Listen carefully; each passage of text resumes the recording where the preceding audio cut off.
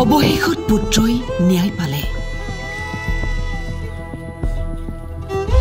পুত্ৰৰ ফটোকপি সাবতি কান্দিছে মাতৃয়ে।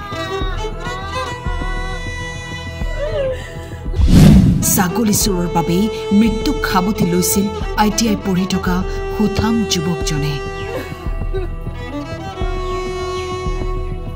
ছাগলী চোৰে দুটা ছাগলী চোৰে আহি উঠি অহা প্ৰণৱজ্যোতি শইকীয়া যি ITI পঢ়ি আছিলে তেজপুৰত তাক হানি খুচি হত্যা কৰিছিলে। আজি তেখেতৰ চবতছে দুখৰ বিষয় তেখেতৰ দেউতাকে আজি মানসিক ভাৰসাম্য হেৰুৱাই আপুনি ৰিহেব চেণ্টাৰত আছেগৈ। কাৰণ পুত্ৰক হেৰুৱাই মানুহজন পগলা নিচিনা হৈ গ'ল। আজি য'তে দেখে প্ৰণৱজ্যোতিকে দেখি থাকে আজি তেখেতৰ ৰিহাব চেণ্টাৰত থ'ব লগা হৈছে। তাতকৈ দুখৰ কথা নাই। লখিমপুৰ আদালতে প্ৰদান কৰিলে চূড়ান্ত ৰায়। প্ৰণৱ হত্যা গোচৰৰ মূল অভিযুক্ত আইজুল আলী ওৰফে কালিয়াক যাৱজ্জীৱন কাৰাদণ্ডৰ লগতে ছফিক আলীক 7 বছৰৰ কাৰাদণ্ড বিহিলে। প্ৰণৱজ্যোতি শইকীয়াৰ আপোনাৰ হত্যাকাৰী যি আপোনাৰ কালিয়া যি মাষ্টাৰমাইণ্ড কালিয়া তাক যাৱজ্জীৱন কাৰাদণ্ড হৈছে তাৰ, আৰু যিটো তাৰ সহযোগী তাৰ ভাগৰ আপোনাৰ 7 বছৰ কাৰাদণ্ড হৈছে।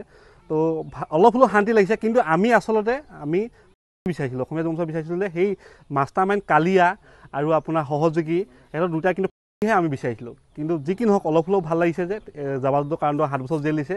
আৰু এটা কথা আপোনাৰ ছাগলী চোৰে দুটা ছাগলী চোৰে আহি উঠি অহা প্ৰণৱজ্যোতি শইকীয়া যি ITI পঢ়ি আছিলে তেজপুৰত তাক হানি খুচি হত্যা কৰিছিলে। আজি তেখেতৰ চবতছে দুখৰ বিষয় তেখেতৰ দেউতাকে আজি মানসিক ভাৰসাম্য হেৰুৱাই আপুনি ৰিহেব চেণ্টাৰত আছেগৈ। কাৰণ পুত্ৰক হেৰুৱাই মানুহজন পগলা নিচিনা হৈ গ'ল। আজি য'তে দেখে প্ৰণৱজ্যোতিকে দেখি থাকে আজি তেখেতৰ ৰিহাব চেণ্টাৰত থ'ব লগা হৈছে। তাতকৈ দুখৰ কথা নাই।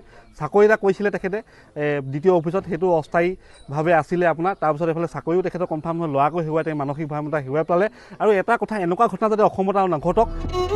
বুকুত একৰা জ্বলা জুই লৈ বিগত 2 বছৰে পুত্ৰৰ হত্যাৰ ন্যায় বিচাৰি ৰৈ আছিল দুৰ্ভগীয়া পিতৃ মাতৃ। পুত্ৰক হেৰুৱাৰ দুখত ভাগি পৰা পিতৃয়ে লাহে লাহে হেৰুৱাই পেলালে মানসিক ভাৰসাম্য। দেউতাকে মানে মানসিকভাৱে একেবাৰে ভাগি পৰিলে। ভাগি পৰি মানে তেওঁ একেৰাহে ড্ৰিংকছ কৰিব ল'লে। ড্ৰিংকছ কৰি মানে ল'ৰাটোকে বিচাৰি ফুৰিলে, যেনি তেনি গুচি যায়। ঘৰত হাই হুলস্থুলো কৰে, নিজে ভাত পানীও নাখায়, আমাকো খোৱা নাই। ৰাতি প্ৰায় তেওঁ নুশুৱেই, খালি ল'ৰাটোকে বিচাৰি ফুৰে। তেওঁ ৰুমত সোমাই ফটোবিলাক চাই থাকে, মোহাৰি থাকে। লখিমপুৰৰ গৌৰীশালীত 2023 চনৰ 28 জুলাইত সংঘটিত হৈছিল ভয়ানক ঘটনাটো। তেজপুৰত ITI পঢ়ি থকা প্ৰণৱ শইকীয়াই ভাওনাৰ বাবে আহিছিল ঘৰলৈ। নিশা ভাওনা চাই ঘৰলৈ উভতা সময়ত ছাগলী চুৰ কৰিবলৈ অহা 2 চোৰক দেখি খেদি গৈছিল প্ৰণৱে। তেতিয়াই ছাগলী চোৰে অতি নৃশংসভাৱে হত্যা কৰি পেলাই থৈ গৈছিল যুৱকজনক। ITI ইলেক্ট্ৰিচিয়ান ইঞ্জিনিয়াৰিং কৰি আছিলে। এবছৰ পাৰ হৈছিলে, 2 বছৰীয়া কোৰ্চ আছিলে।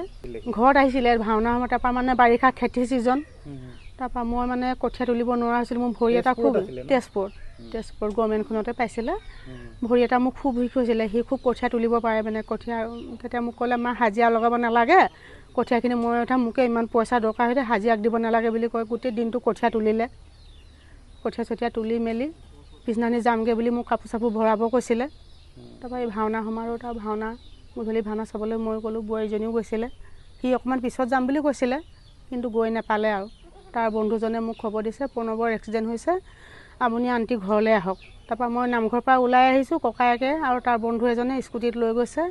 একো মানে মাত বোল নাই, একোৱেই নাই মানে। খালি আমি গাড়ী এখনত লৈ গৈছোঁ। খুৰাক এজন আছিলে চাংমাই গাঁৱতে, মনোজ বৰা, তেওঁক লৈ গৈছোঁ গাড়ীত বহাই। তাত মানে চিভিলত মৃত বুলিয়ে ঘোষণা কৰিছে। আৰু তাৰ পিছৰখিনি মই ইমান এই দুৰ্ভগীয়া পৰিয়ালটোৰ কাষত থিয় দিছিল লখিমপুৰৰ বিধায়ক মানৱ ডেকা। মুখ্যমন্ত্ৰী ডক্টৰ হিমন্ত বিশ্ব শৰ্মাই মুখ্যমন্ত্ৰীৰ সাহায্য পুঁজিৰ পৰা পৰিয়ালটোক দিছিল আৰ্থিক সহায়। প্ৰণৱ হত্যাৰ গোচৰটো চৰকাৰে ফাষ্ট ট্ৰেক আদালতত বিচাৰ চলাৰ কথা ঘোষণা কৰিছিল আৰু 2 বছৰৰ অন্তত ৰায়দান আহিল। আজি ন্যায় পাইছে প্ৰণৱে। সকলো ৰাইজকে বহুত মই ধন্যবাদ জনাইছোঁ। বহুত ধন্যবাদ জনাইছোঁ। বিধায়ক মানৱ ডেকা ডাঙৰীয়াকো ধন্যবাদ জনাইছোঁ। মহামান্য আদালতে যিখিনি আগবঢ়াই দি কামখিনি যিমান সোনকালে আমাৰ ফাষ্ট ট্ৰেক আদালতত ন্যায় দিলে, তেওঁলোককো আমি ধন্যবাদ জনাইছোঁ। লখিমপুৰৰ পৰা ইনজামামুল হকৰ ৰিপৰ্ট, টাইম 8।